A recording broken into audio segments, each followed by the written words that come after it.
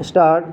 पिछले 3 दिनों की बरसात में पहाड़ों से लेकर मैदानी इलाकों तक उत्तर भारत में हुई तबाही भविष्य के लिए बड़ी चेतावनी है। हालांकि बीते कई सालों से बरसात में ज़्यादातर नदियों का विनाशकारी रूप देखने को मिलता रहा है, मगर इस साल की बरसात ने कुछ अधिक भयावह रूप दिखाया है। पहाड़ों पर नदियों के कई पुल बह गए। मैदानी हिस्सों में नदियां अपने खतरे के निशान से ऊपर बहने लगी हैं। न जाने कितने घर बह गए। अभी तक 23 लोगों के मरे जाने की खबरें हैं। इसके चलते कारोबार और खेती किसानों पर जो बुरा असर पड़ रहा है उसके आंकड़े अलग हैं। कई जगहों पर राहत और बचाव के लिए सेना को तैनात करना पड़ा है। छोटे शहरों की अपेक्षा महानगरों में अधिक परेशानी देखी जा रही है। अभी अगले कुछ दिन और बरसात होने की भविष्यवाणी है। इसलिए अत्याधुनिक कहे जाने वाले शहरों के लोग भयभीत हैं।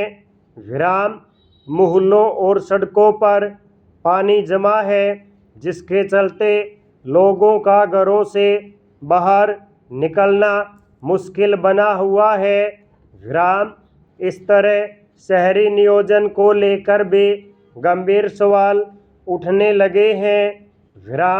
विपक्षी पार्टियों के लिए सत्ता पक्ष पर आरोप लगाने का मौका मिल गया है। मगर यह सवाल अपनी जगह है कि बरसात की वजह से हर साल उपस्थित हो जाने वाले इस संकट का स्थायी समाधान क्या है। स्टेंजा। बरसात तो पहले भी होती थी, बाढ़ भी आती थी, मगर ऐसी स्थिति कभी नहीं होती थी कि महानगरों में लोगों का घरों से बाहर निकलना दूभर हो जाए। दरअसल पिछले कुछ सालों में बरसात का क्रम और रूप बदला है।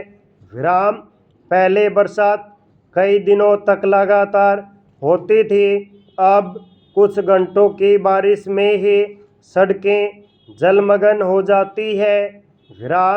इसका बड़ा कारण जलवायु परिवर्तन है। अब बरसात एकदम तेजी से होती है। बूंदों का आकार पहले की तुलना में काफ़ी बड़ा हो गया है।